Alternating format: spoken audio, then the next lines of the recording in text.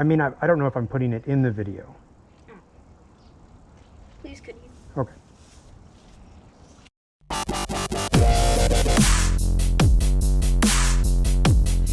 I'm going to put that, like I said, I'm going to put the RPM info on the bike at the end of this video, but what I'm going to try to do real quick is make some quick cosmetic changes to the Navi. Just little things, get the process started. So let's go out to the garage and do that. I'm actually in the garage to fix the fidget spinner.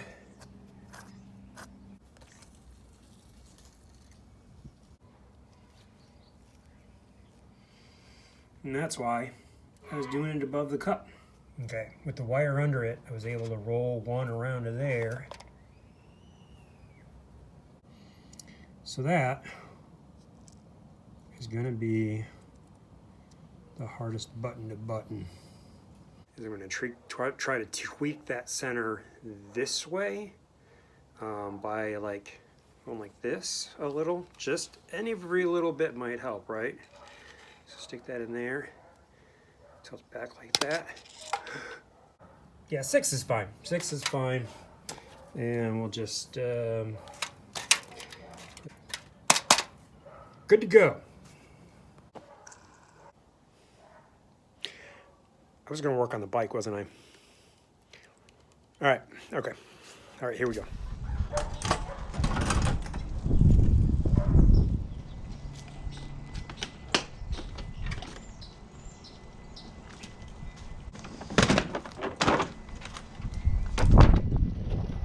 It's going to go this way.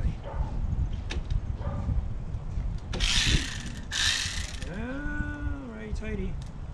Lefty loosey.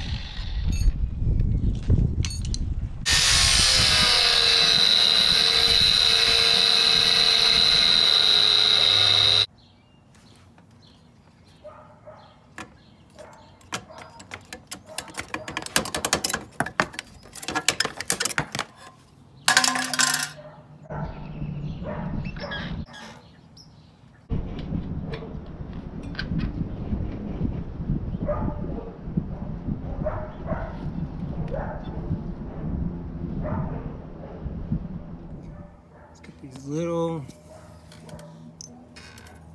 flakes right there that are, well, it's got these bars here too, but this little flake right there, super sharp, especially when they're hidden back there and you rub your hand there, so be pretty careful with that.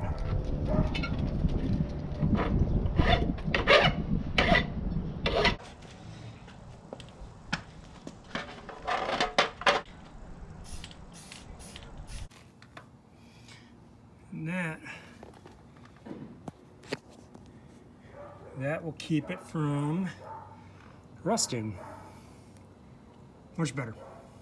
let's make some magic.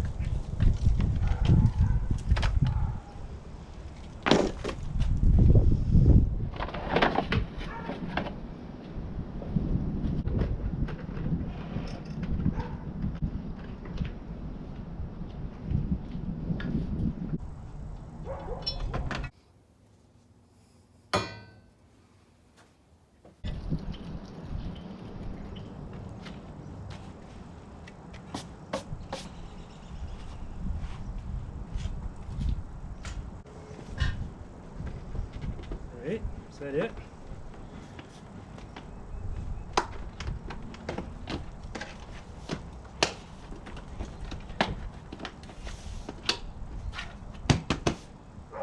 All right, let's take a look.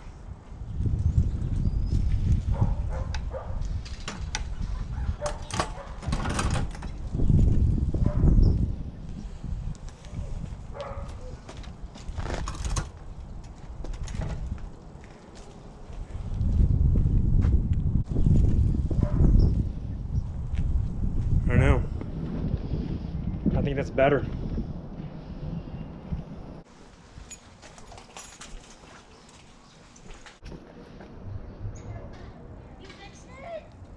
Did you fix it in your video? Mm-hmm.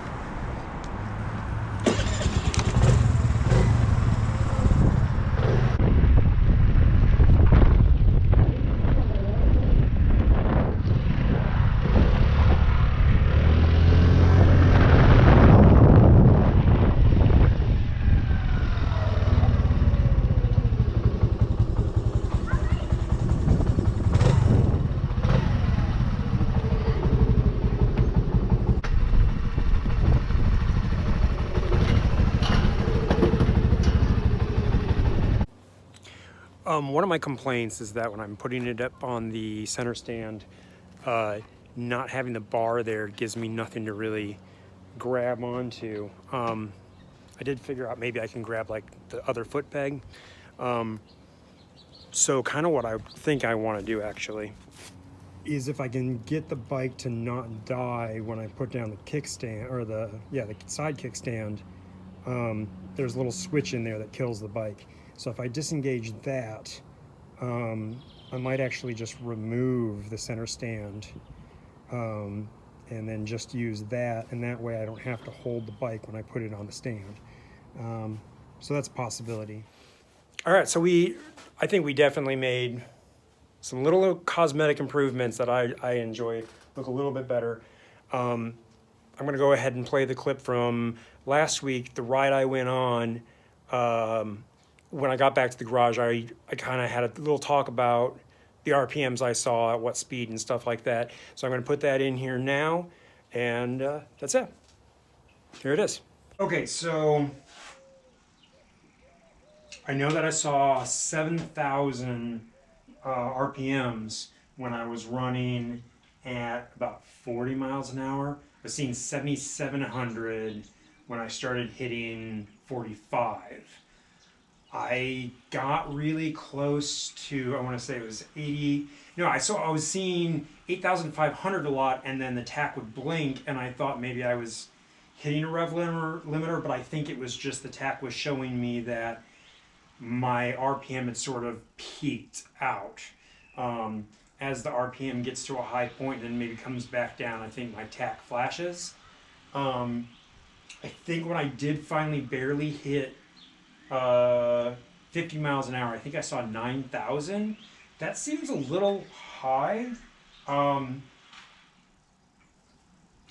we definitely can make better use of those, because I don't necessarily know that I want to take the bike to 10,000 RPM. I'm not sure what it's built for yet.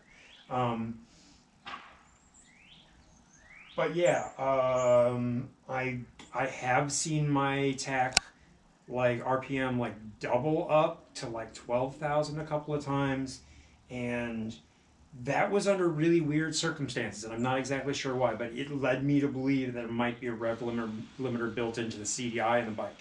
I didn't experience that now. I hit just barely touched 50, and like I said, RPMs were about 9,000.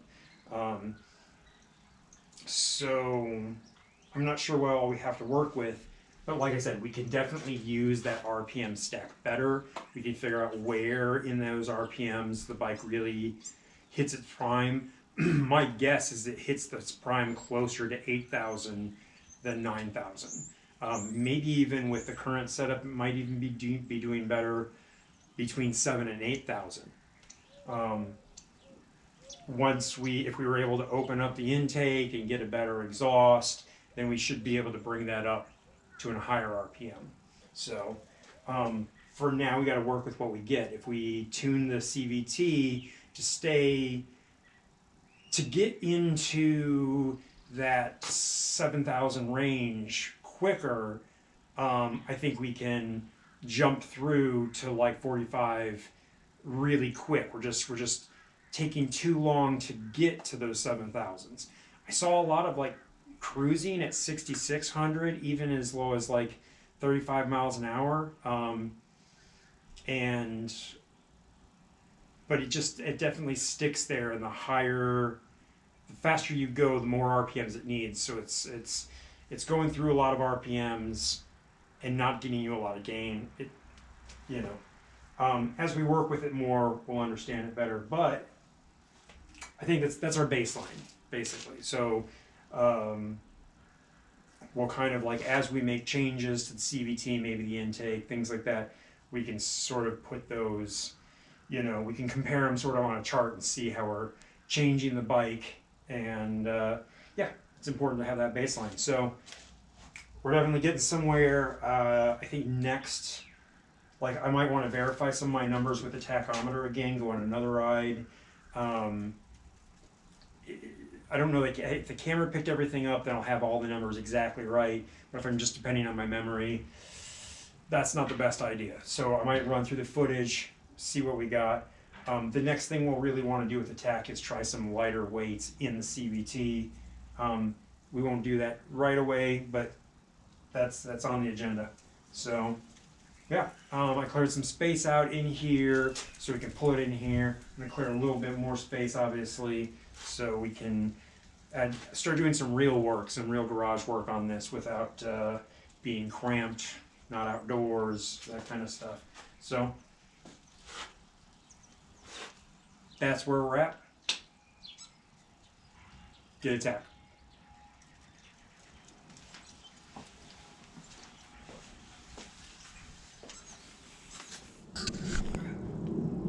Peace.